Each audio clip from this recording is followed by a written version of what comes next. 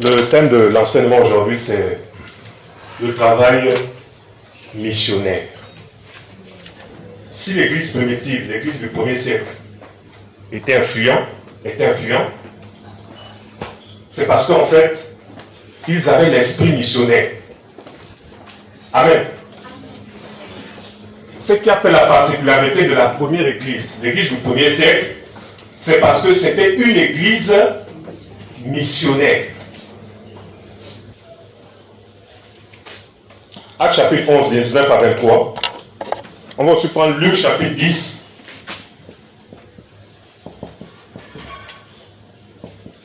Et à 3. Si quelqu'un a trouvé le premier passage, Actes chapitre... On va commencer d'abord par lire le Luc. Luc chapitre 10. Or après ces choses, le Seigneur en désigna aussi 70 autres.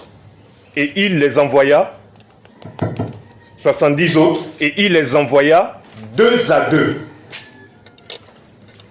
Devant sa face, dans toutes les villes et dans tous les lieux où lui-même devait aller. Il a pris 70 autres disciples et il a envoyé des groupes de 2, des groupes de missionnaires. 2 à 2, dans les villes où lui-même devait aller. On dit il les envoya. Amen. Envoyé. Donc on voit l'esprit missionnaire. Envoyé. Il les envoya. Donc on voit des disciples qui sont en mouvement. Parce que c'est le maître qui fait quoi? Là dans ce passage, on voit le maître qui envoie. Il n'a pas juste pris les 70 disciples pour dire restez avec moi. Restez avec moi, mangez avec moi, non. Il les a pris. Pourtant il avait d'abord 12, les 12. Il a pour ajouter 70 autres. Il a pris 2. Il a dit non, je ne vous envoie pas vous tous dans le même lieu. Parce que l'esprit missionnaire, c'est pas nous tous on va se concentrer sur un même endroit. Amen. Mais il a pris 2 et il a envoyé. Parce qu'il savait qu'en prenant plusieurs groupes, le message va passer partout. L'évangile va être répandu partout. Amen. Donc il va les prendre, il va les envoyer. Et il les a envoyés n'importe où. Il les a envoyés là où lui-même devait aller. La suite dit, verset 2, en effet la moisson est grande, mais il y a peu d'ouvriers. Priez donc le maître de la moisson d'envoyer des ouvriers dans sa moisson. Il dit la moisson est grande. Mais il y a peu d'ouvriers. La moisson. Vous savez, les âmes, il y en a tellement d'âmes à sauver. Mais il y a très peu d'ouvriers. En gros, il y a très peu de personnes qui sont disponibles, disposées pour accomplir le grand mandat qui dit aller partout le monde, faites des nations des disciples. Voilà pourquoi le Seigneur dit la moisson est grande, mais il y a peu d'ouvriers. Donc il s'est rendu compte que lorsqu'il est venu sur la terre, il y avait très peu d'ouvriers. Il y avait des gens qui étaient plus préoccupés par leurs propres intérêts, qui étaient plus préoccupés par leurs affaires familiales, plus préoccupés par leur travail, plus préoccupés par toutes sortes de distractions. Les gens étaient occupés à autre chose. Certains étaient plus occupés à prêcher dans les 4 minutes, ils ne veulent pas sortir. Ils sont occupés, parce qu'ils ont déjà bâti leur empire. Donc ils sont établis, et personne ne bouge. Voilà pourquoi il dit la moisson est grande, mais il y a peu d'ouvriers. Il va encore les prendre 70 autres, il rajoute pour montrer le besoin. Dis à ton voisin, il y a un besoin. Voilà pourquoi le Seigneur rajoute. La suite, verset 3, voici je vous envoie comme des agneaux au milieu des loups. Il reprend la même chose, il dit je vous envoie. Pourquoi le Seigneur parle toujours d'envoyer? Je vous envoie. Parce que lui-même il est venu pour aller. Il n'est pas venu pour rester sur place. Il dit, je vous envoie comme des agneaux au milieu des loups. On voit déjà dans Luc chapitre 10, l'esprit missionnaire que le Seigneur communique à ses disciples. Est-ce qu'on comprend? Il communique déjà la pensée d'aller. Il communique à ses disciples la pensée missionnaire. Pour dire, bon, vous êtes là à me suivre, parce que vous voyez la nourriture, vous voulez manger, vous voulez recevoir la guérison, les maladies, la guérison, vous voulez recevoir tout ce que vous voulez. Il dit, ça ne s'arrête pas là. Moi, je suis venu pour aller. Luc chapitre 8, verset 1. Si tu peux le lire, Luc 8, 1. Or, il arriva après cela qu'il passait par les villes et par les villages, prêchant et annonçant l'évangile du royaume d'Élohim. Amen. Ça, c'est le maître lui-même. Or, il arriva après cela qu'il passait par les villes et par quoi? Les villages. Donc, l'esprit missionnaire, là, il y a ville et village. Amen. Amen.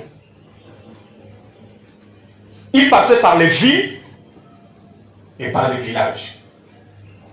Mais qu'est-ce qu'on voit aujourd'hui dans l'église en général? Chez beaucoup de prédicateurs, ils ne s'arrêtent qu'en ville.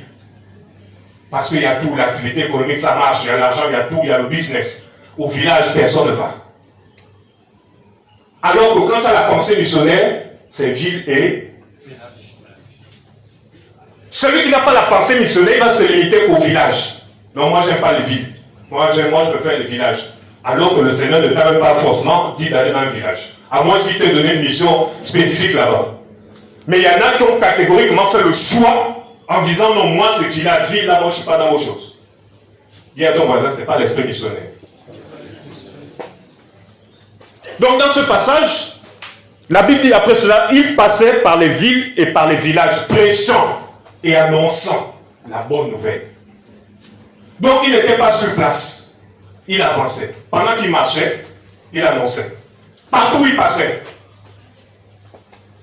Amen. Amen. Le travail missionnaire, on n'est pas au début.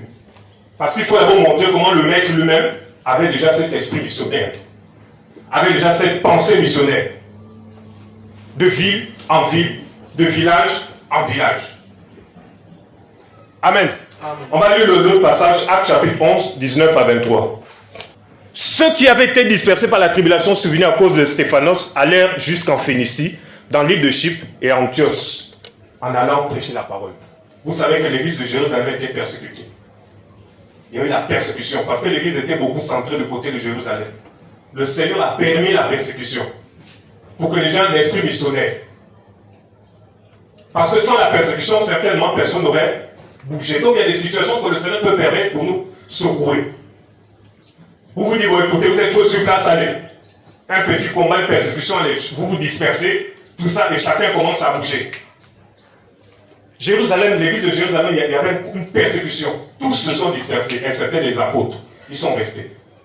Et ceux qui se sont dispersés, parce qu'on ne dit pas que ce sont des prophètes, des docteurs qui sont dispersés, on dit plusieurs personnes se sont dispersées. En gros, des disciples du Seigneur. Donc, en se dispersant, chacun est allé dans son coin. Pour dire, bon, non, moi je suis dans mon coin, c'est plus la peine. L'église est à Jérusalem. Bon, comme on est dispersé, ça ne sert plus à rien. Bon, il y a comment on appelle ça? Il y a Corona, hein, les églises sont fermées. Voilà quoi, ça ne sert plus à rien de prêcher. Ils sont partis. Ils sont allés jusqu'en Phénicie, jusqu'à l'île de Chypre, partout. Ils ont annoncé le royaume. Pourquoi? Parce qu'ils avaient la pensée missionnaire. Ils ont compris que le maître lui-même avait un esprit missionnaire. Et donc, nous-mêmes, si on est dispersés, on ne peut pas être assis. Amen. On va prêcher. Ils sont allés prêcher.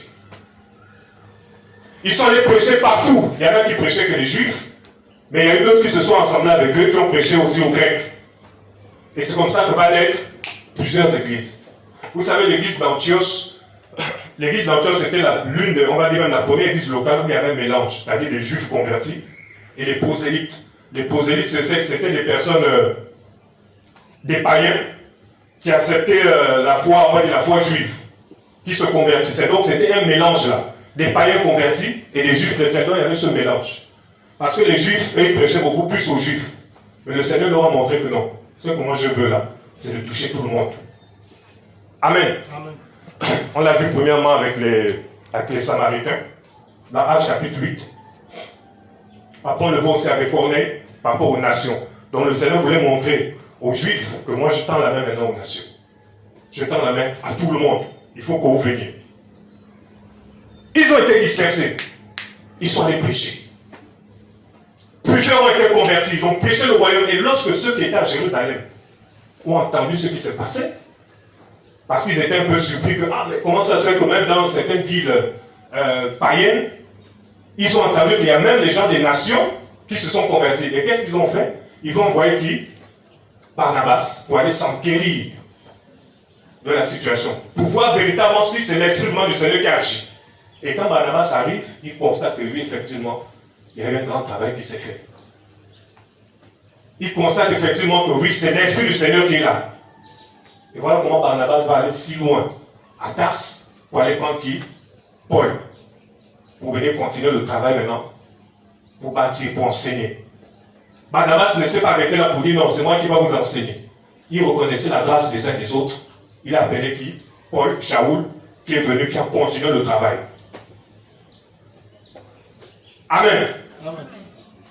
L'esprit missionnaire. Voilà pourquoi on disait que je disais au départ que la première église, elle était missionnaire. Parce que les apôtres l'ont compris. Regardez même la conversion de Paul. Lorsque Paul s'est converti, bon, au départ, beaucoup avaient des doutes par rapport à sa conversion. Oh, est-ce qu'il vraiment est converti? Mais lorsqu'il s'est converti, Paul a eu le feu, le zèle pour aller ici et là. Pour aller ici et là. Pourquoi? Parce qu'il a compris que le Seigneur, quand le Seigneur s'est révélé à lui, le Seigneur a dit, viens, tu vas être mon instrument, tu es l'instrument que j'ai choisi pour répandre la parole parmi les nations, parmi les rois. Donc on voit déjà que Paul avait déjà compris dès le départ qu'il n'est pas appelé à être assis. Parce qu'il a compris que la pensée du Seigneur, c'est que tout le monde soit sauvé. C'est que les gens entendent le message de la vérité, la parole. Paul est parti. Il avait la pensée missionnaire, il allait. Et quels sont les premiers endroits que Paul, tout ça, prêchait? C'était beaucoup plus les synagogues. Partout où il arrive dans une ville, il cherche d'abord une synagogue. Pourquoi? Parce que il avait une stratégie. On n'évangélise pas dans le désordre. On annonce pas. Paul avait des stratégies. Quand il arrive dans une ville, il cherche d'abord une synagogue. Pourquoi? Parce qu'il savait que c'est aussi le lieu où facilement les gens peuvent entendre le message de l'évangile. Parce que plein de Juifs s'y trouvaient. Plein de gens qui étaient accrochés à la loi, à la Torah. Donc il fallait d'abord toucher son propre peuple. Il faut d'abord commencer à Jérusalem, chez ton propre peuple, ta propre famille. L'esprit missionnaire.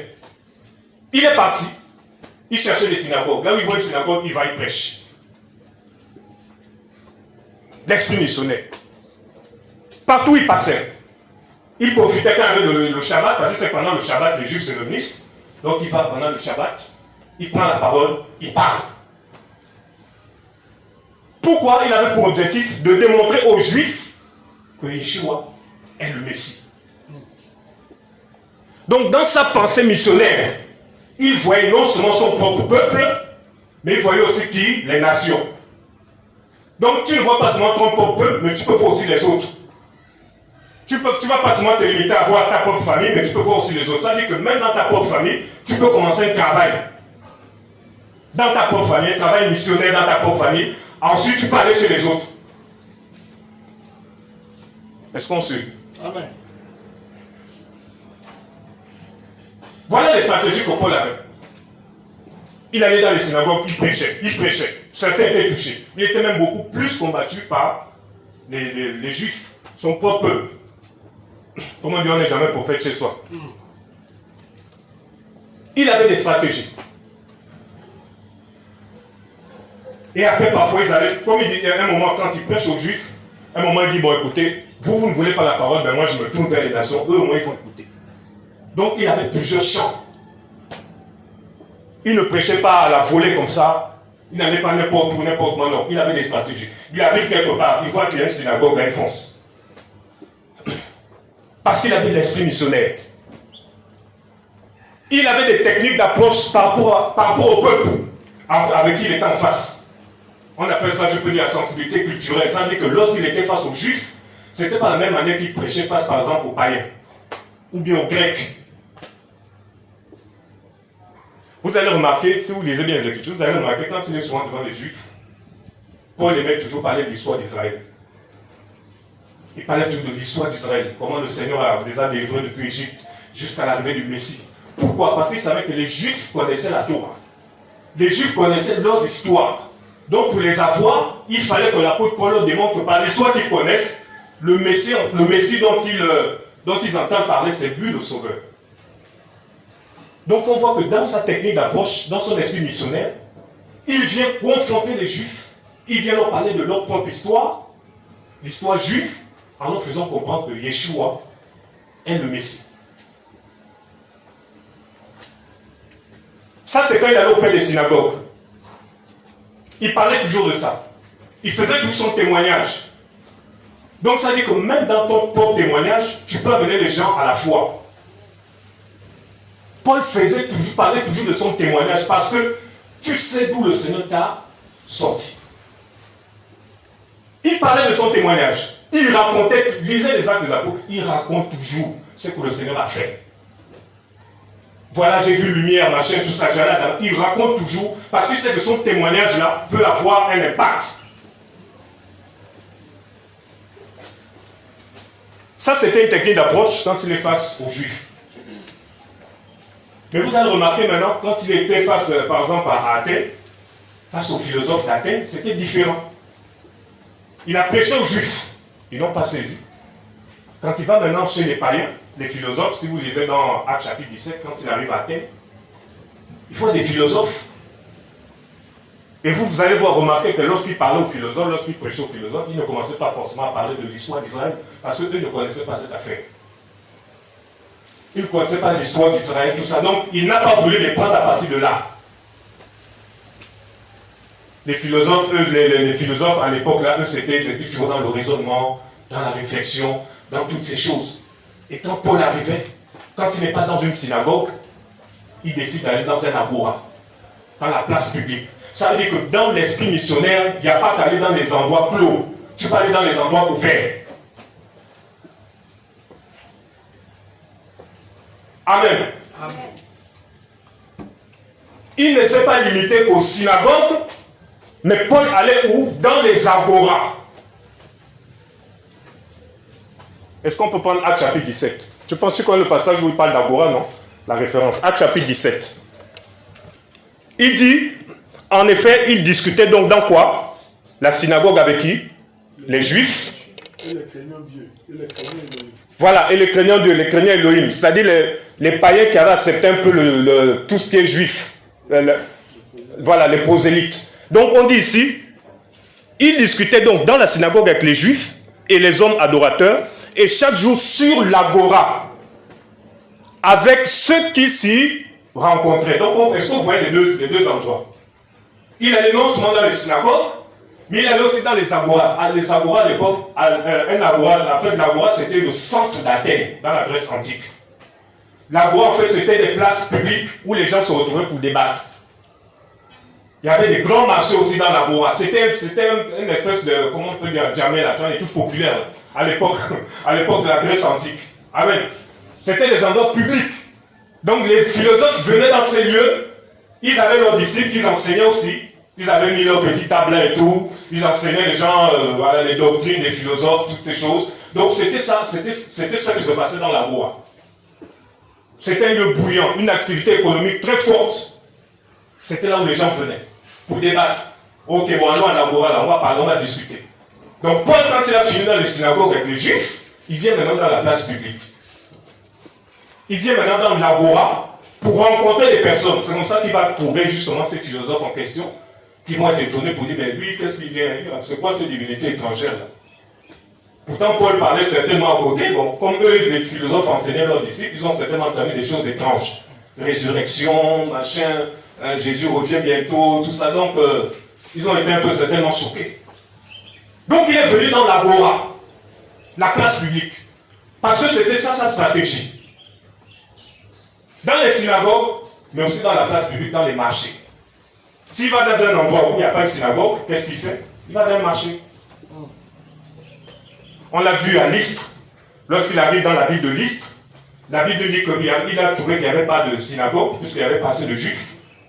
Et qu'est-ce qui s'est passé? Il a vu un boiteux, près de la place du marché. Il a vu que ce boiteux avait la foi. Dès qu'il guérit, il a dit à ce boiteux, lève-toi. Le boiteux s'est levé. Et la Bible nous dit, quelques païens sont arrivés, tout ça, avec les ont voulu faire des sacrifices. Il leur a dit, non, arrêtez. Nous sommes des hommes comme vous. Sortez de cette idolâtrie, laissez ces idoles-là. Paul ne leur a pas prêché de grandes doctrines. Amen. Amen. Il n'aura pas prêché l'histoire d'Israël, tout ça. Ils ont trouvé une occasion. Ils ont présenté simplement le Messie, en leur disant que celui que vous adorez, ce n'est pas le vrai. Donc vous voyez que même leur approche face aux personnes, c'était différent. Quand ils évangélisaient, ce n'était pas des choses préméditées forcément d'avance, ce n'était pas aller rester des grosses doctrines. Parfois, ils tombaient sur le fait accompli. Ils savaient que bon, ça c'est les personnes, on n'a pas besoin de leur raconter toutes les grosses histoires d'Israël, machin, la déportation. Ils ont dit que l'Élohim que eux ils adorent là, ce n'est pas le vrai. Dans la simplicité. Donc on comprend que dans son esprit missionnaire, il avait même des stratégies pour aller vers les gens, pour être en contact avec les gens, pour leur prêcher la parole. L'esprit missionnaire. Voici des exemples vraiment que les apôtres nous ont montrés, même dans leur façon d'évangéliser. Tu vas parler dans un village, prêcher les gens d'hébreu ou grec, alors qu'ils ne savent même pas lire, ils ne savent pas écrire. Mais toi tu es là, tu récites, machin, tout ça, alors que eux, non seulement ils ont faim, la nourriture physique, mais toi tu vas réciter toutes sortes de versets bibliques. Les apôtres n'ont pas agi comme ça.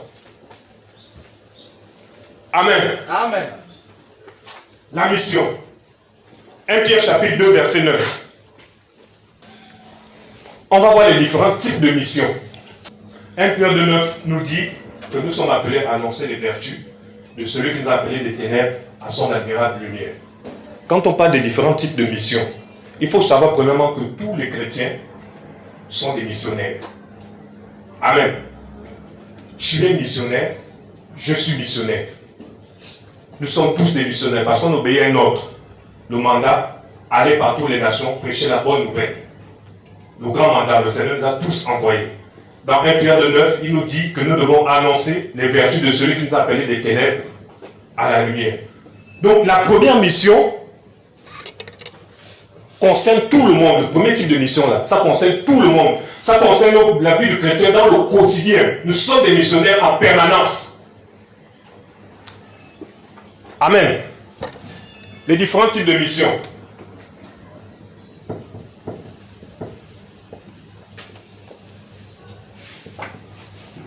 Donc tout chrétien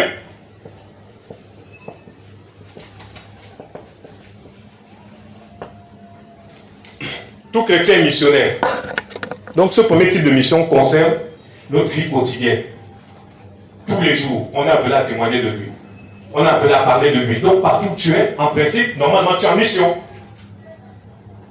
Je prends le cas par de Jean-François qui travaille, qui va souvent à Beauville là-bas pour le travail, une semaine, tout ça. Il est en mission. Mission professionnelle, mais aussi en tant que chrétien, il est missionnaire.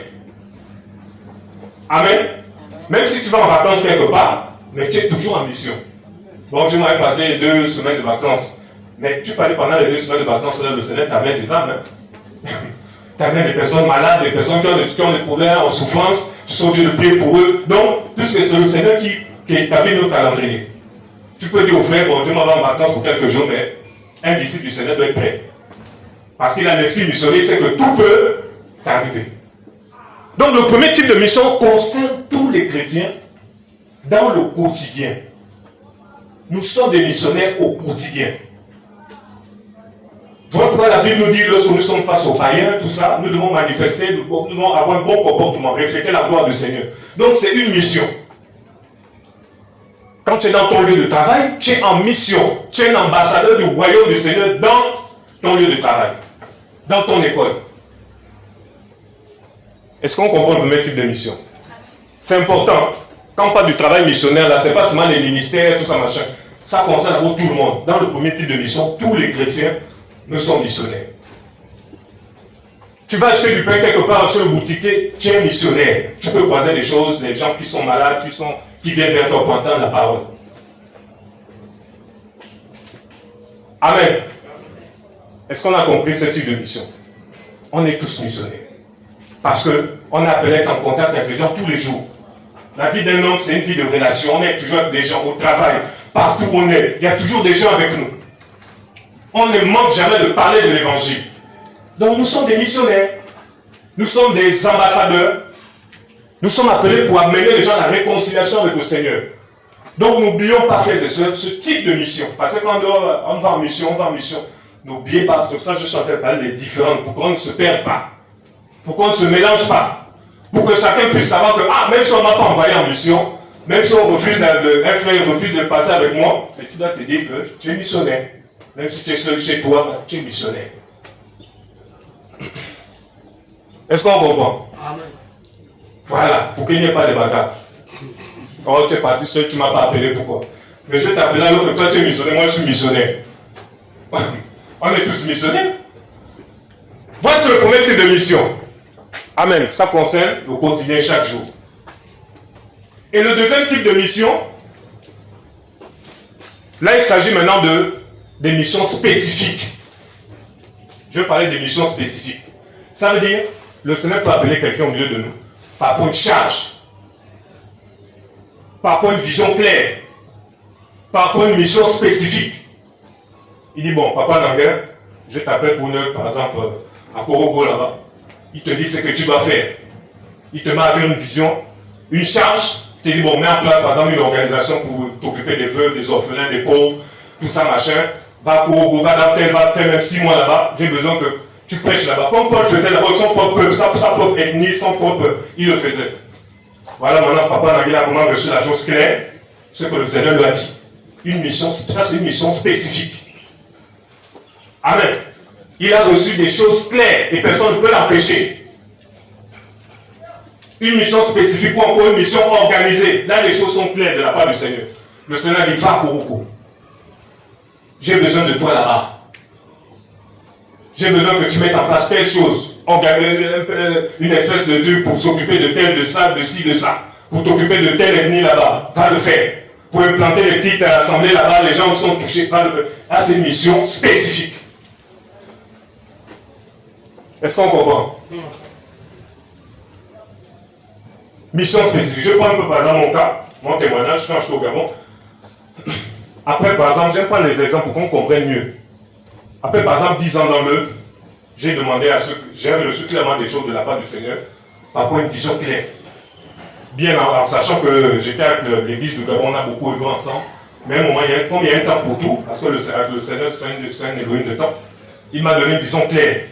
J'ai vu les frères, j'ai dit, voilà ce que le Seigneur m'a à cœur. Voilà ce que j'ai à cœur de faire. Voilà le canevas qu'il m'a donné. Voici les missions spécifiques qu'il me donne. Qu'est-ce qu'on a fait? L'église a prié pour moi. Et surtout qu'on connaît sur le témoignage, l'église a prié pour moi. On m'a fait une offrande. On m'a envoyé un peu pour me soutenir financièrement. Les gens ont fait une offrande, on m'a donné. Je suis parti. J'ai commencé à aller en mission ici. Là où le Seigneur m'a envoyé. Ça dit que même quand l'église entendait que le frère Yannick à tel endroit, il n'y avait plus de je sais pas quoi. Oh non, il est dans la rébellion. Oh, il ne veut plus travailler avec les gens. Il n'y avait pas ça. Pourquoi? Parce que ça, c'est une mission spécifique, c'est un appel spécifique. Il y en a qui ont reçu des charges spécifiques. Le Seigneur peut dire à Jean-François, bon, va à telle ville là-bas pour un mois, par rapport à quelque chose que tu as de faire dans ton propre village, par exemple. Tu vas dans ton village, parce que le Seigneur veut se servir de toi par rapport à une mission spécifique que tu as reçue. Donc, dans le travail missionnaire, il y a non seulement les chrétiens qui sont tous des missionnaires au quotidien, mais il y a aussi des appels, des missions spécifiques. Des missions spécifiques. Le Seigneur te dit, va dans ton propre village. Va. Ça, ce n'est pas une affaire d'église qui t'envoie. Ça, c'est dans ton propre, le Seigneur t'a dit. Tu t'en vas. Qu'est-ce que l'église fait? L'église prie pour toi. L'église t'encourage. Et puis tu t'en vas. Est-ce qu'on comprend? Amen. Voici comment le travail missionnaire peut fonctionner. Lorsqu'on comprend aussi ces différents types de missions. Et dans cette mission spécifique, cette mission organisée, le Seigneur va mettre les gens autour de toi. Lui-même va mettre les gens autour de toi, une petite équipe, 1-2 personnes, pour t'accompagner, pour foncer. Pour travailler. Voici un type de mission. Donc le Seigneur aussi peut communiquer des choses à des personnes. Un autre type de mission aussi, il y a l'église qui envoie aussi les missionnaires. L'église envoie aussi les missionnaires. Si vous lisez Actes par exemple chapitre 15, le débat qu'il y a eu à Jérusalem par rapport à certains juifs, certains pharisiens qui disaient que pour être sauvé, il faut passer par la circoncision. Ça amène un peu le tout chez beaucoup. Barnabas et Paul sont montés à Jérusalem pour voir les apôtres et les anciens par rapport à cette affaire. Et qu'est-ce qui s'est passé? vu que cette affaire a doublé la majorité des églises où ils sont allés, les anciens, ils ont écrit une lettre, comme une lettre de recommandation, ils ont écrit par rapport à cette affaire. Ils ont ajouté, en dehors de Paul et Barnabas, ils ont ajouté 2 autres personnes pour aller dans ces églises-là, pour régler la situation, pour qu'on leur demander pardon, pour leur dire, bon, écoutez, soyez encouragés. On va vous envoyer 2 autres missionnaires avec Barnabas et Paul pour régler ce problème. Amen. Donc ça dit, il y a des choses qui sont réglées quand l'église aussi envoie des missionnaires pour aller régler, traiter certaines affaires. C'est pas au matin, j'arrive, je m'en vais régler tel problème dans telle église. Voilà un problème qui s'est passé où certains juifs qui sont convertis mais qui étaient encore dans la religion, qui ont dit non, pour être sauvé, il faut faire ci, il faut faire ça. Ça a mené le trouble. Qu'est-ce que les apôtres ont fait? Ils ont encore délégué 2 autres missionnaires avec Barnabas et Paul. Ils sont à la carte. Ils sont partis dans ces différentes villes-là pour traiter cette affaire. Pour régler cette affaire, pour encourager. Et lorsque cela a été fait, 2 missionnaires sont restés, 2 autres sont partis. Là, ils ont été envoyés par qui? L'église. Donc l'église peut envoyer des missionnaires aussi dans des situations compliquées, dans une autre église locale. Ils peuvent envoyer 1 ou 2 frères, 3 machins, des personnes matures pour aller régler telle situation. C'est pas toi qui te lèves du matin, bon, je vais régler tel problème à l'assemblée de tel. Ça, c'est le désordre, il y a ton désordre. Donc l'église aussi envoie des missionnaires. Il n'envoie pas les missionnaires seulement pour aller forcément prêcher cela, mais aussi pour régler même des situations. Amen. J'espère qu'on comprend bien, ou bien c'est un peu... Ça va. Donc l'église envoie aussi les missionnaires. Ils envoient. Il y a un besoin à telle ville, tel village. L'église prépare 2, 3 personnes, je ne sais pas, ils envoient. On prend les offrandes, là, on achète le bien, ils envoient. Donc, la mission de l'église, c'est aussi d'envoyer les missionnaires. Donc, quand on travaille dans une vision apostolique, l'objectif aussi de l'église, c'est d'envoyer les missionnaires. Pour dire, donc, il y a un besoin là-bas. On ne peut pas une équipe, 2, 3 personnes, peu importe le nombre, ça dépend de l'église. Ils envoient. Ils envoient. On le voit par exemple dans Actes chapitre 13. Lorsque Paul et Barnabas sont envoyés en mission, c'est vrai que le Saint-Esprit, si vous lisez, vous connaissez tout ce passage, le Saint-Esprit les a mis à part par rapport à une mission spécifique, un travail d'évangélisation. L'église a prié, mais ils sont partis aussi. Ils partaient d'une église, hein, celle d'Antioche. Donc l'assemblée d'Antioche, c'était comme le point de départ pour un grand travail missionnaire qui allait se faire. Ça dit que l'assemblée du Vallon peut être un point de départ pour une grande vision missionnaire, pour un grand travail missionnaire qui va se faire. Parce que tout est parti d'Antioche. Amen. Amen. Tout est parti d'Antioche. Son premier voyage missionnaire, pour ceux qui lisent, c'est important. Premier voyage missionnaire de Paul.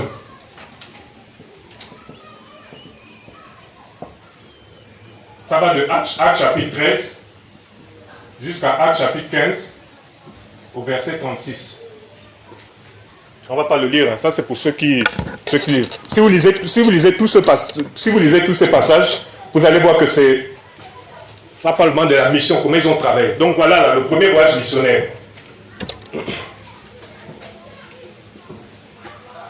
Donc ils ont été envoyés, ils sont allés ici et là.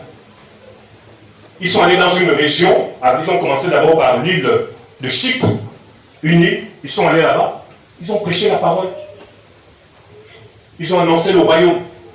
Ils étaient en mission. L'église aussi les a mandatés. La preuve, c'est qu'ils sont venus rendre compte après.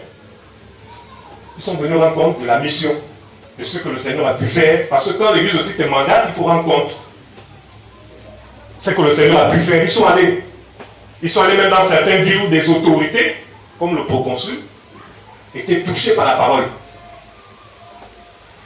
Au point où ils cherchaient voir les apôtres pour dire il a besoin de la parole. Ils sont allés.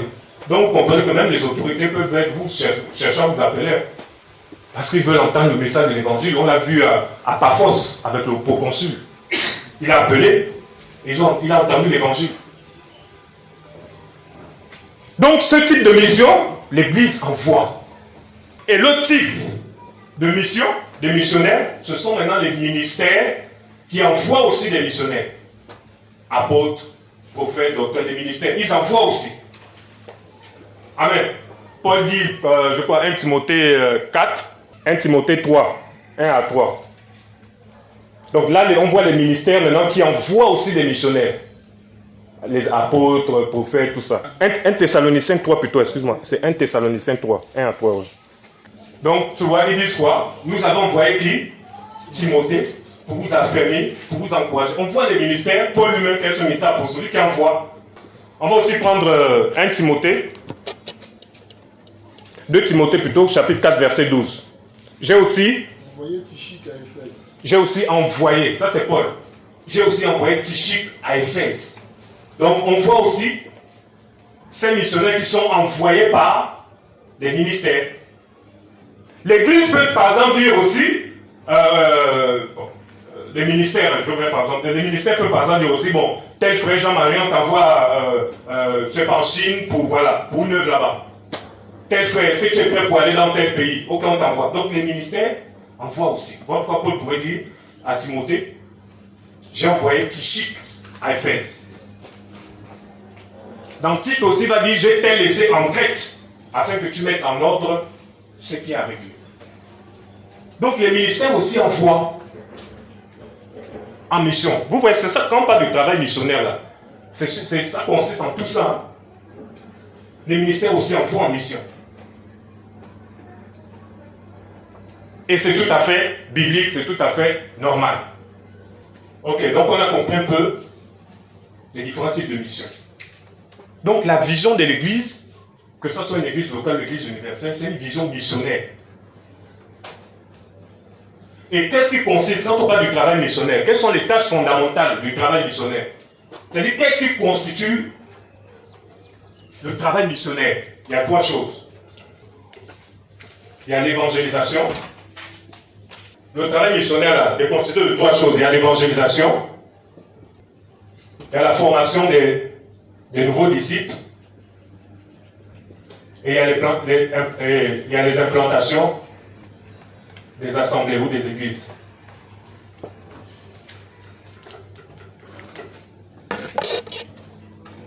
Voici ce qui constitue le travail missionnaire. L'évangélisation, la formation des nouveaux disciples et l'implantation des églises. Et aussi même le soutien des églises jusqu'à la maturité. Donc quand on parle du travail missionnaire là, ça englobe un peu tout ça. Donc tu ne peux pas dire que tu vas en mission quelque part sans et au moins évangéliser. Parce que l'évangélisation fait partie du travail missionnaire. Ça veut dire que même si tu vas pour faire du social, donner à manger aux gens, si tu n'évangélises pas là, c'est quelle mission dont tu parles? Parce qu'il y en a qui le font, juste aller donner à manger aux gens, ils sont là, ils regardent manger, ça va, c'est bon, non, oui, bon appétit. Hein. Et puis il revient, j'étais en mission. Dis à ton voisin, tu n'étais pas en mission. Parce que hein? Voilà, c'est de la restauration. Tout ce que tu dis aux gens, ça va, c'est bon. Est-ce que j'ai mis beaucoup de sel là? Tu n'es pas en mission, mais dans le travail missionnaire, il y a l'évangélisation. Parce que tout ce qu'on fait, tout ce qu'on doit témoigner de l'amour du Seigneur, mais on doit présenter celui qui est au-dessus de tout. C'est Yeshua Mashiach. Les gens vont manger, ils vont être rassasiés après. On a vu avec le Seigneur, ils ont mangé, ils étaient rassasiés, ils étaient obligés de suivre le Seigneur parce qu'ils avaient faim. Le Seigneur dit, comme le Seigneur a commencé à dire, là, ceux qui veulent me suivre portent sa croix, là. Je sens que les gens ont perdu l'appétit. C'est ça, le Seigneur n'est pas seulement venu faire du social. Amen. Il n'est pas seulement venu donner aux gens manger, buvez, rassasier, c'est la fête. Non. Il était dans une vision missionnaire, ce qui veut dire qu'il pouvait donner aux gens à manger, mais il leur présentait le royaume. Donc dans le travail missionnaire, on ne donne pas seulement à manger aux gens, on nourrit les gens, c'est vrai, les pauvres, tout ça, mais on présente l'essentiel, c'est le salut des âmes. Amen. Mais s'il n'y a pas le point central, est-ce que tu vas parler de mission? Non. Donc quand on parle du travail missionnaire, il y a l'évangélisation qui doit être inclue. On va donner à manger aux gens, on va visiter les pauvres, les veuves, mais l'objectif c'est de leur parler de l'évangile. C'est ça être en mission. La véritable mission là, vous avez donné aux gens à manger, ok. C'est pas ça le plus important. Le plus important là, c'est l'évangile qui reçoit la parole, la vraie nourriture. Ils vont manger la nourriture physique. Mais par là, vous présentez la vraie nourriture. Voilà une vraie mission. On suit le modèle du maître lui-même. C'est comme ça que le Seigneur a fonctionné. Il donne aux gens à manger, il a nourri, c'est vrai. Parce que l'évangile aussi, c'est ça. Il faut aider, il faut soutenir, tout ça. Mais en dehors de tout ça, le Seigneur ne sait pas. S'il avait seulement donné aux gens à manger, est-ce qu'on serait sauvé? Non, répondez, est-ce qu'on serait sauvé? Non. Est-ce qu'on a dit aujourd'hui que vous êtes sauvé parce que le Seigneur vous a donné à manger du pain? Non. Si le Seigneur s'était limité seulement à nous donner à manger, nous remplir les ventres, on serait aujourd'hui des personnes qui aiment manger. On ne serait pas sauvés. Parce qu'il savait que dans le travail missionnaire, l'argent ne vient pas seulement donner aux gens, remplir les gens les ventres. La cause, c'est qu'on parle de la gloutonnerie, là, ceux qui mangent trop là. Il ne s'est pas limité à ça. Il a prêché la parole. Il a dit, répentez-vous. Le royaume est proche. Il dit, partout où vous allez là, dans les maisons, tout ça, dites que le royaume de Dieu est arrivé. Voici la mission. Donc l'évangélisation, c'est inclus. Peu importe où tu vas donner aux gens à manger. Tu dois aller évangéliser. Le travail missionnaire. Donc ne sois pas seulement un spécialiste juste pour donner aux gens à manger, tu t'arrêtes là. Les païens, tu leur donnes à manger, les pauvres, les veuves, les orphelins, aucun le fait. Mais ils ont besoin d'entendre celui qui te pousse à le faire. Parce que tu ne viens pas le faire de toi-même, ça veut dire que tu es inspiré par l'amour personnifié, Yeshua Mashiach. Parce que les païens le font, hein, les rosicruciens, ils donnent ça à manger aux gens, les associations, les Rotary Club, les machins. Eux-mêmes, ils sont même beaucoup zélés dans ça. Ils vont donner aux gens, tout ça, les gens sont contents, ils sont rassasiés, mais après, leur âme n'est pas sauvée. Quand tu vas encore revenir faire la même chose, donner juste aux gens à manger, alors que quand tu t'en vas là, les satanistes arrivent aussi. T'as dit, vous faites le tour. Oh, c'est mieux que lorsque quand tu viens là, les âmes sont sauvées. Quand les satanistes viennent là, les autres sont déjà sauvés. Ils ne peuvent plus rien faire. Ils vont manger leur nourriture là, mais leur âme est déjà sauvée. Donc le travail missionnaire là, il y a l'évangélisation. Il y a la formation des nouveaux disciples. Ça dit que quand les gens vont évangéliser, il y a des gens qui sont convertis. Vous savez, si vous lisez les voyages missionnaires de Paul, la Bible dit qu'avant même d'entamer un autre voyage missionnaire, il allait toujours dans le voyage précédent, c'est-à-dire il allait toujours visiter les assemblées qui sont plus ou moins implantées, voir l'état, comment ils avancent. Leur foi, c'était comme un peu une espèce de suivi, pour voir un peu comment ils sont. Donc parfois ils repartaient pour voir un peu comment ils se portent. Parce que justement dans le travail missionnaire, là, il y avait aussi la formation. Les gens sont convertis, continuent à affermir ces personnes. À les affermir, jusqu'à ce qu'ils soient bien bâtis, en leur faisant comprendre qu'ils sont aussi des missionnaires. C'est de quelque part, même après 1 an, tu sais que bon, tu es allé dans un village il y a 1 an, tu as connu des frères et ceux qui sont convertis, parfois, pense un peu à eux. Ça peut arriver que, ah bon, c'est vrai, tel appel, oh frère, ça va, comment vous comptez là-bas, c'est bon, machin. C'est ça le travail missionnaire. C'est-à-dire que tu continues même de temps en temps à encourager, à appeler, même au téléphone. Pour continuer à encourager. L'implantation, pareil. L'église de Valon est là. Vous pensez que l'église de Valon, dans 20 ans, là, normalement d'ici 15 ans, on va encore nous retrouver là. Non, à moins qu'il y en a qui ont signé un contrat. On parle du travail missionnaire. Le travail missionnaire, c'est le contraire du travail babylonien. Le travail babylonien, ça veut dire venez, restons là. On est là nombreux, au point où on est obligé de casser le mur pour avoir plus de place. Ajouter des chaises, 1000 chaises. Comme il n'y a plus assez de chaises, on fait maintenant 3 cultes. Bon, premier culte, bon, en effet, il y a une annonce là importante là. Bon, les heures de culte vont un peu changer là. Premier culte de 6h à 8h. Deuxième culte de 8h30 à 10h. Troisième culte de 12h à machin. 3 cultes. C'est ce qu'on voit dans beaucoup d'assemblées aujourd'hui. Ça veut dire qu'ils n'ont pas la vision missionnaire. Ils n'ont pas la vision missionnaire. Quand vous commencez à être dans 2 cultes, 3 cultes, tout ça, c'est qu'il n'y a plus l'esprit missionnaire. Si dans 10 ans, vous revenez, vous revoyez les mêmes personnes, là, les mêmes visages, ils sont à la même place, ça veut dire que l'église est morte. Ça veut dire que l'église là est morte. Mais il y en a, machin, 10 ans. Oh, mais mon frère, ça fait 10 ans que je ne te vois plus. Tu sais comment tu n'es plus à l'assemblée. Tu ne vois plus ton frère depuis 10 ans. Tu lui demandes s'il ne vient plus à l'assemblée. Donc ça veut dire que depuis 10 ans, tu es à l'assemblée. Amen. Amen. Donc dans le travail missionnaire, là, il y a renouvellement. Renouvellement, il y a le renouvellement dans l'église locale. Il y a le renouvellement. On voit les nouveaux visages. C'est pas normal qu'on vienne là pendant 1 an, 2 ans, on voit que les mêmes personnes. Il y a un problème. Ça veut dire qu'il n'y a pas une vision missionnaire. Ou bien je mens. C'est vrai. Ça veut dire qu'on n'est plus dans on ne travaille plus de façon missionnaire. On est dans le travail babylonien. Au point même ceux qui ont disparu de l'assemblée, là, c'est même eux qu'on cherche le plus pour revenir. Oh, Yeshua Mashiach. Tu cherches plus les vieux pères, les vieux contacts là, les vieilles mères là, tu cherches, c'est eux que tu cherches le plus. Mais ça fait le papa là, la maman là, le frère là, depuis là, non. Tu es en train de ramener tous les vieux, tous ceux qui sont partis là. Tu fais tout pour les ramener. Dis à ton voisin, c'est que tu es mort.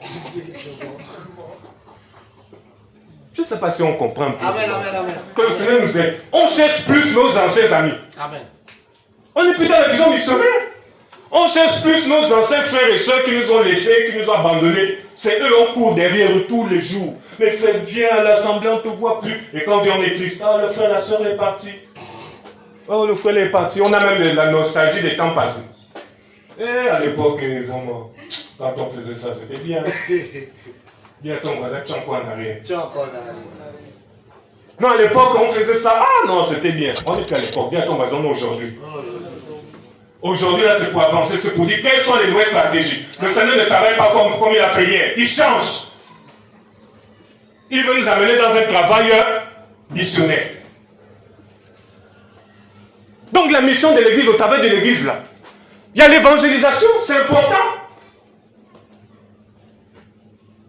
C'est important. Voici l'un des objectifs de l'église, de nous tous, même autant que nous sommes de façon individuelle, c'est évangéliser.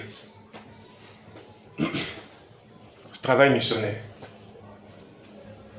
On n'a plus à chercher les vieux, des gens qui sont partis depuis des années, c'est plus notre problème. Nous, ce qu'on veut, Seigneur, conduire autrement. La vision missionnaire.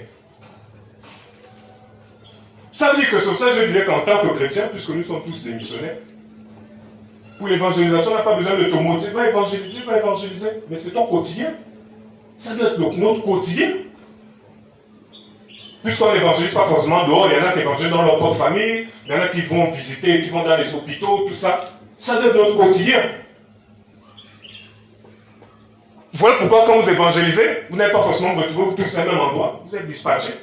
Chacun part là où le Seigneur le conduit, tout ça, prêcher la parole. Parce qu'il faut que le royaume avance. Amen. Le travail missionnaire. Donc il y a des missions comme le Seigneur peut t'envoyer. Va. Si un réveil là-bas, on va entendre. N'attends pas forcément qu'on t'envoie, qu'on te mandate, puisque tu es missionnaire. Tu vas dans un village prêcher la parole, les gens sont touchés là. Tu travailles. L'esprit missionnaire. Voilà pourquoi tout chrétien doit avoir cette pensée-là. La pensée missionnaire. Tu peux aller dans ton village natal. Tu peux aller dans ton, je ne sais pas là où tu es, le Seigneur peut te renvoyer là-bas pour aller faire un travail. Tu peux repartir là-bas pour travailler. Même si tu n'es plus au milieu de nous, le Seigneur peut te renvoyer là-bas pour faire un travail missionnaire. Tu vas. Il y en a par exemple qui sont en Europe, que le Seigneur demande de repartir en Afrique pour venir continuer. Voilà, le Seigneur fait comme il veut. Il y en a qui reviennent. Parce que le Seigneur leur dit que non, je t'appelle pour la Côte d'Ivoire, il faut venir ici en Côte d'Ivoire.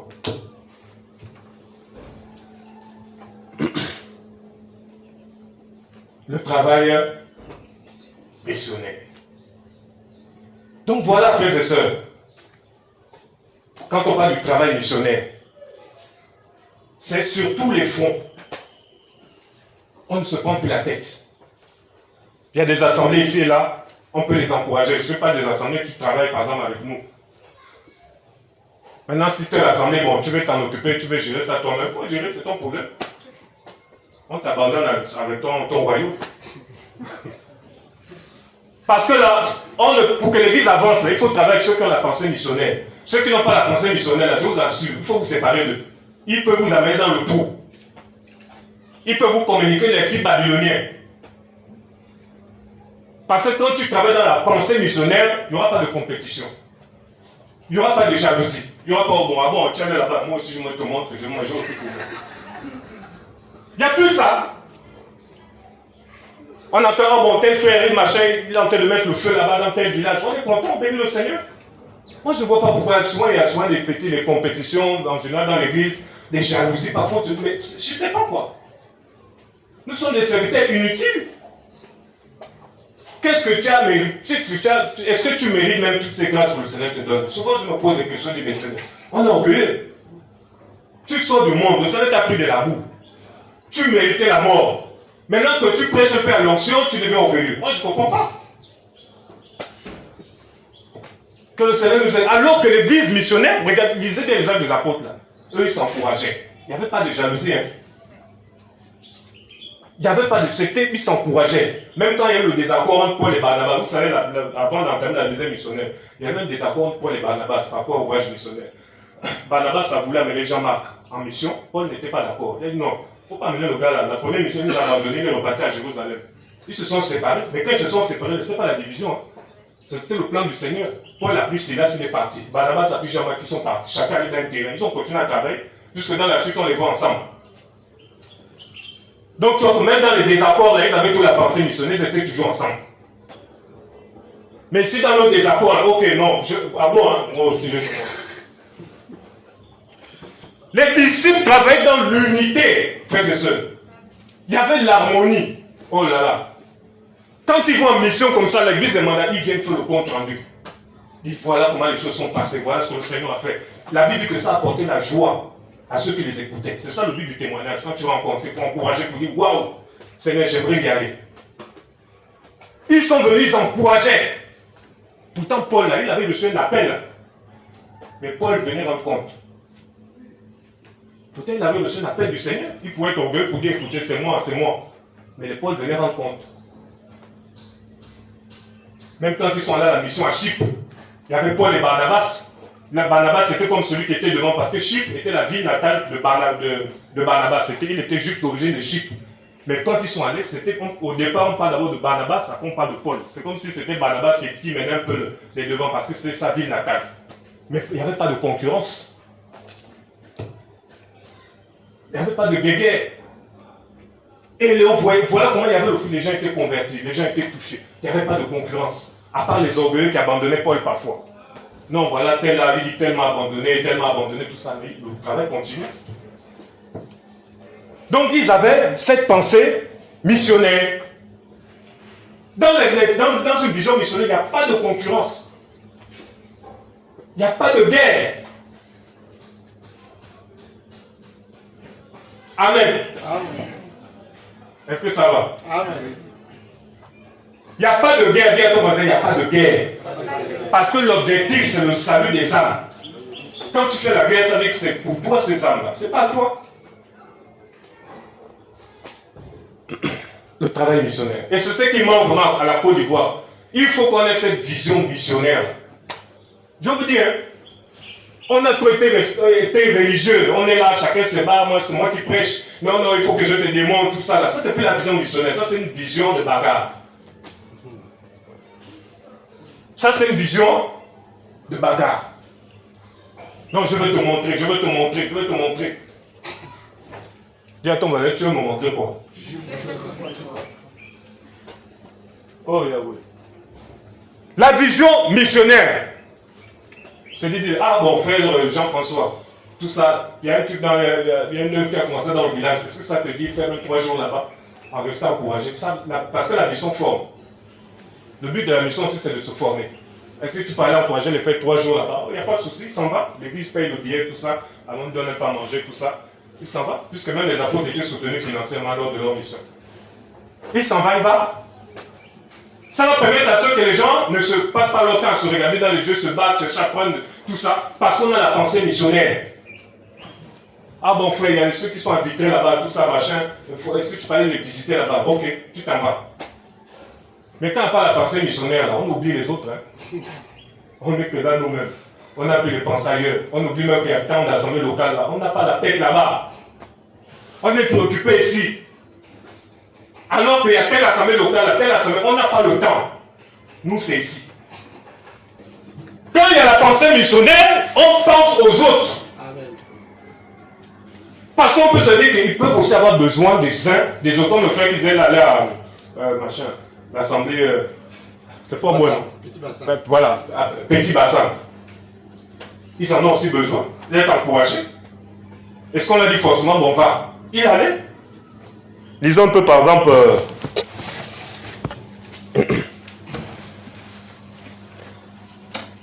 2 Corinthiens 8, 16. 2 Corinthiens 8, 16 à 18. À 19 même. Ok, on va aller doucement. Et grâce soit à Elohim qui a mis dans le cœur de Titos ou Tite le même empressement pour vous. Continue. Car il a reçu en effet mon exhortation, et étant lui-même très zélé, il est allé chez vous volontairement. Ah! Il allait chez vous quoi? Volontairement. Vas-y, continue. Et nous avons aussi envoyé avec lui le frère dont la louange qu'il s'est acquise dans la prédication de l'évangile est répandue dans toutes les églises.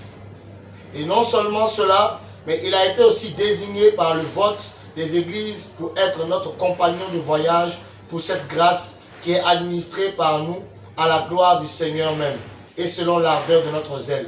C'est bon. De votre zèle. Donc on dit, Tite, parce qu'il a reçu en effet l'exhortation étant prêt et zélé, il est allé chez vous de son plein gré, de façon volontaire. Il a le désir d'aller voir les frères. Il est parti, personne ne l'a envoyé. Les apôtres ont seulement ajouté d'autres frères pour l'accompagner. Mais il avait ce désir de voir aussi les autres, comment ça va, pour voir aussi une autre famille, des autres frères et sœurs. Parce qu'il avait la pensée missionnaire, donc il allait voir les autres. Votre qu'on dit ici, Tite, de son plein gré, de façon volontaire, il est parti. Ça veut dire qu'un dimanche, peu importe, tu peux aller à une assemblée, là où par exemple on travaille, tu peux aller passer du temps avec eux. On n'a pas besoin de te dire qu'est-ce que tu allais faire là-bas. Donc quand on n'a pas la vision missionnaire, forcément on n'aura qu'une seule pensée, ce n'est que la vie. Alors qu'il y a peut-être des autres. Après quand les autres vont dire, mais on ne les a jamais vus chez nous, vous allez vous battre. Alors que c'est la vérité. Parfois c'est vrai, il y a aussi ce besoin, les autres ont besoin de voir des frères et sœurs. Donc dans ce travail missionnaire-là, c'est aussi au niveau des assemblées locales. Il y a non seulement l'extérieur, concernant l'œuvre missionnaire, l'évangélisation, toute sa formation, implantation, mais aussi au niveau local. Les assemblées locales doivent être visitées. Dans le travail missionnaire, il y a les visites des assemblées locales. Donc si tu n'as pas l'esprit missionnaire, tu ne visiteras jamais les assemblées locales. Tu vas rester que là assis pendant des années. Pire encore quand tu es dans une assemblée où tu ne parles jamais. Donc tu es juste là assis. Mais si tu ne parles jamais des années comme ça, je ne sais pas, bouge quand même.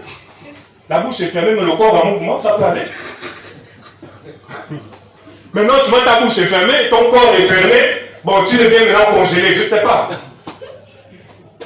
Donc si ta bouche est fermée, mais pour moi ton corps bouge, ça te fait du bien. Voilà pourquoi donc dans le travail missionnaire, il y a la visite des assemblées locales, visite des cellules. Ça tourne. Tu peux dire, bon, tel dimanche, je peux aller, je veux communier avec les autres. Pour éviter d'être là sur place statique, parce que tu as une vision missionnaire, tu n'es pas appelé à être là sur place.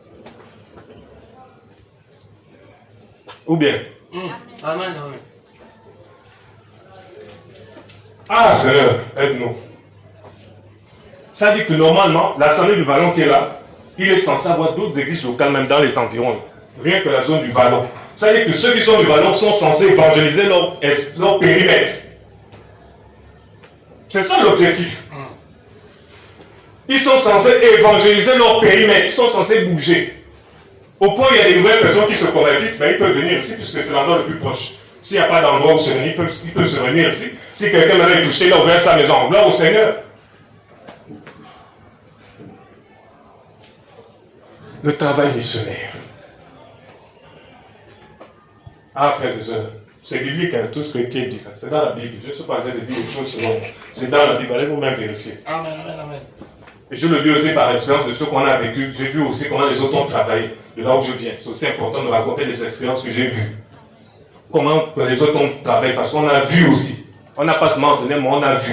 Ce n'est pas les choses qu'on a vues que, voilà, on ne peut aussi que témoigner de cela. Donc, ça fait partie du travail missionnaire aussi. L'Assemblée locale du Vallon est censée aussi évangéliser les environs. Tous les environs là, tout ça.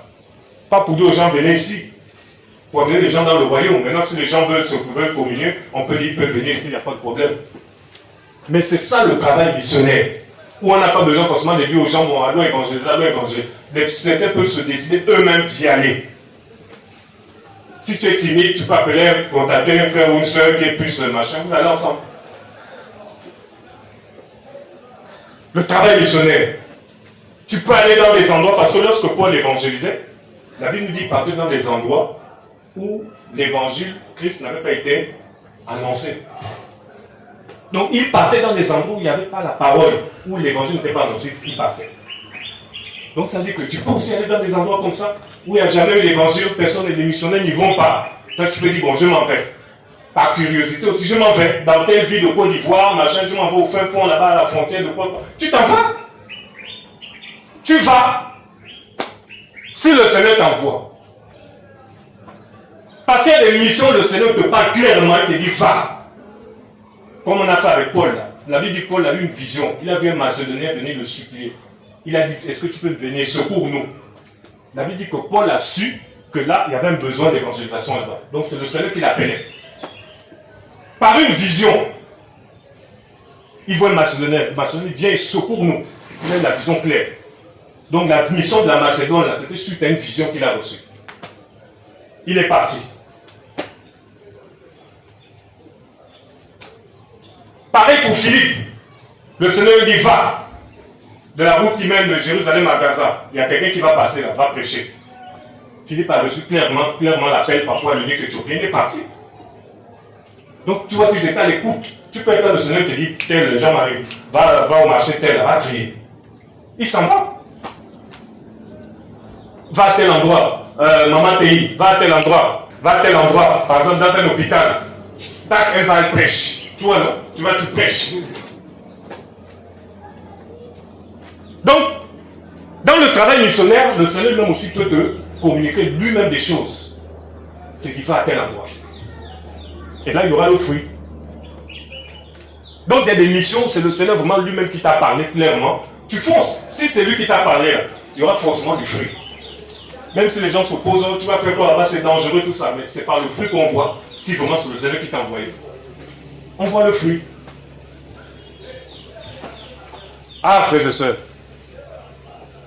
Le travail, dis à ton voisin, le travail missionnaire. Dieu peut se servir, le Seigneur peut se servir aussi d'un couple. Comme il a fait avec Capilla, c'est Christ, il peut se servir d'un couple pour une mission spécifique. Il peut prendre le couple, j'ai besoin de vous dans tel village. Vous allez là-bas. Prêcher la parole pour un temps là, il vous parle clairement. Le mari a reçu, la femme a reçu, pas le mari a reçu, et puis il a la femme sur moi. Les deux ont reçu clairement du Seigneur. Ils s'en vont, ils prêchent. Donc dans le travail missionnaire là, le Seigneur peut se saisir de tout le monde. Il peut donner des visions claires à tout le monde. Le mari comme la femme, ou bien les deux ensemble, peu importe, il se sert d'eux. Il peut te donner une mission claire même par rapport à ta famille. Ta propre famille, tu es là à la maison, les gens qui viennent là, il va amener même des gens chez toi. Même si tu n'arrives pas à marcher, te déplacer, le Seigneur va amener des gens chez toi. Au point que tu seras assis là, tu auras seulement besoin de parler. Amen. Amen. Donc il y a des choses que tu peux recevoir clairement du Seigneur, il va amener des gens chez toi pour que tu ouvres la bouche. Tu vas te rendre compte, ah mais les gens tout le temps viennent me rendre visite, c'est comme, on m'appelle, on peut passer chez toi, oui. On peut passer chez toi, tu ne te rends pas compte que tu as les visites ces derniers temps chez toi, là, tes parents, les païens, tout ça là. Le Seigneur veut aussi que tu ouvres la bouche. Amen. Amen. Ben, implantation des églises. Mais il faut comprendre, quand on est évangélisé, là, quand on est évangélisé, les gens sont touchés, 2, 3 personnes là. C'est une église qui est née.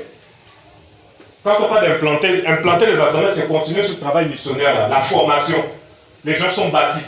Parce que remarque bien que quand les disciples évangélisaient, quand les apôtres, tout ça, ils évangélisaient, la Bible après avoir évangélisé, ils continuent à enseigner. Ils continuent à bâtir, à former. Donc ce sont les églises locales qui naissaient. Donc quand on parle de l'implantation, c'est vraiment bâtir les âmes. Bâtir, parce que le but de l'évangélisation, c'est quoi? C'est des gens qui sont sauvés. Des âmes sont sauvées. Quand ces personnes sont sauvées, qu'est-ce que les apôtres faisaient? La Bible dit, se réunissaient ensemble, ces personnes-là, ils les encourageaient. La Bible dit, on désignait même quelques anciens, quelqu'un peu matures, pour continuer le travail, pour veiller sur les frères et sœurs. Donc quand on parle de l'implantation des églises, c'est partout où on va prêcher. Les gens sont touchés, les églises naissent. Tu es dans les villages, par exemple, là-bas, tu continues à évangéliser, les gens sont touchés. C'est des églises qui naissent. Et quand ces églises naissent comme ça, d'autres ministères peuvent venir continuer le travail. Comme ce qui s'est passé après la persécution, où lorsque les disciples ont été dispersés partout, la Bible nous dit que lorsque les gens étaient touchés, l'église qui était à Jérusalem, ils ont envoyé Barnabas pour aller voir le travail qui se fait. Barnabas a constaté que oui, c'est le Seigneur. Mais Barnabas n'a pas continué à enseigner, il a appelé Paul. Paul est venu et Paul a continué à enseigner. On l'a vu pareil à Éphèse. Paul est resté à Éphèse pendant près de 2 ans. Il a continué à enseigner à Tyrannus. L'école de Tyrannus. La Bible dit qu'il discourait. Remarquez bien, Paul, on parle toujours Paul discourait.